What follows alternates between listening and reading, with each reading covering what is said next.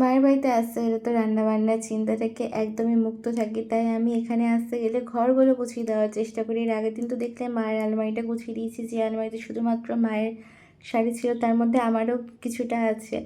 আর এই আলমারিটা গুছাতে বসেছি মেনলি আমি আমার জামাকাপড় খুঁজে পাচ্ছি না। এই আলমারির এই একটা সাইডের উপরের তাকটাতে শুধুমাত্র আমার জামাকাপড় থাকে। কিছু ড্রেস এখানেও রেখে যাই সবসময়। সবটা ক্যারি করা তো সম্ভব হয় না, আর এখানে যেগুলো পড়ি সেগুলো আর ওখানে পড়ার দরকার পড়ে না। এদিকে মা ক্যামেরাটা চলছিল, সামনে এসে বসে গেল, যাই হোক বলার পর উঠে গেল।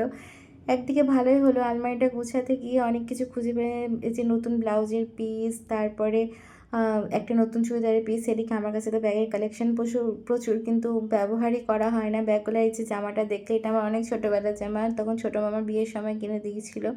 ভীষণ ভালো লাগে, তাই যত্ন করে রেখে দিয়েছি জামাটা। এদিকে মা কষা মাংস তুলে দিল, আলমারি গুছাতে গুছাতে সেটাও খেয়ে নিলাম। এদিকে দেখো এই সাইডটা গোছানো হয়ে গেছে, আর এই দিকটা তো খুলে, যেখানে শুধুমাত্র দাদার জামা কাপড় আছে। মাথাটা ভীষণ খারাপ লাগছিল, যেন বন্ধ করে রেখে দিলাম, ভাবলাম পরে দেখা যাবে, এখন আর নয়।